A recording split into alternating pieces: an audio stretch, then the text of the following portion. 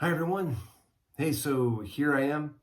Uh, I am upstairs in our house right now in my daughter's bedroom upstairs, which, yes, you're wondering if the color behind me is mermaid sea green. You guessed it. That's exactly what it is. Mermaid sea green on the walls. An amazing, incredible color. Well, hey, this last Sunday, if you joined us, I mentioned this week I was hoping to put out a couple of short videos, just short thoughts on a couple things. And so that's what I'm doing. And these are not meant to be anything really formal. This is not a sermon I've prepared. This is just a short clip on a couple thoughts, especially as we're in the midst right now of Holy Week. As we're getting ready, last Sunday was Palm Sunday, and then this coming Friday is Good Friday, and then Sunday is Easter. And so I wanted to put out a couple ideas, a couple thoughts, things to think about as you and your family are preparing for that on Sunday. Granted, it's going to look a lot different than it normally would since we won't be gathering, but it still is Easter. Amen? Amen.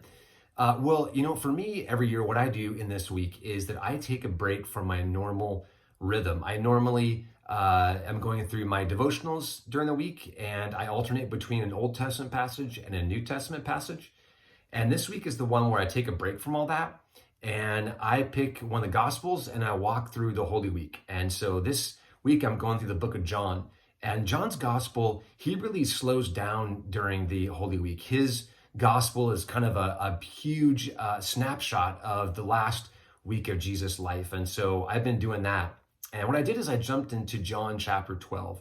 And this is right after Jesus comes into Jerusalem and he goes to the disciples and he tells his disciples that he is on a journey to Jerusalem to the cross to die.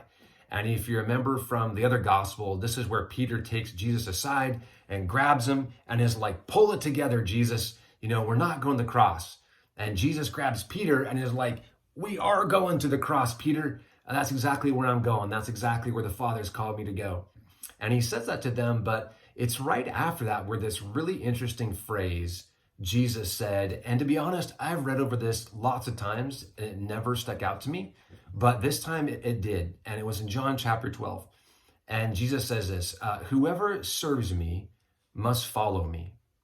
He says, wherever I am, my servant will be with me also. And that just stuck out the page. And I thought, why does Jesus make a differentiation between serving him and following him? And I thought, could it be that serving Jesus is a lot easier than following Jesus? You ever thought about that? Serving Jesus is a lot easier than following Jesus. That's what I find. I find that serving Jesus, I still get to remain in control.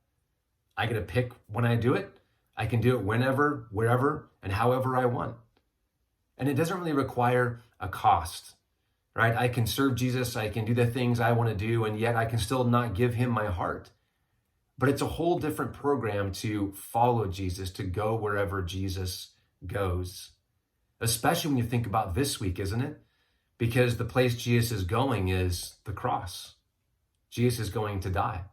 And right before this is when he says that a kernel of wheat must fall to the ground if it's going to produce fruit and grow. And so clearly Jesus means that if you serve me, you also have to be willing to follow me. You have to be willing to go wherever I go. I thought of it this way. If I'm going to follow Jesus out of the grave, I first have to follow him into the grave. That was a helpful way to think about it. If I'm going to follow Jesus out of the grave, am I willing to first follow him into the grave? Not literally the grave, but spiritually speaking, am I willing to die? Am I willing to die to myself, to give up my life and my dreams and my ambitions and my hopes so that I might go wherever Jesus calls me to go? I thought this was the message I gave a couple of weeks ago, right? Where Jesus in Mark 8 talked about we have to give up our lives to find our lives. That's what it means to follow Jesus. That's what it means. It means that I not only get to serve Jesus, I get to follow him. I get to go wherever he calls me to go. I thought about that song that we sing on Sundays sometimes about I will follow him, right? Wherever he goes, I'll go. Wherever you stay, I will stay. I will follow you. I will follow you, Jesus. And so this week I want to encourage you as you're thinking about Easter and you're thinking about what's going on and even the stay-at-home order and everything else. I want you to ask the question, am I just serving Jesus or am I following Jesus? Am I truly running after the purposes and plans God has for my life? And am I being obedient to wherever He's called me to go?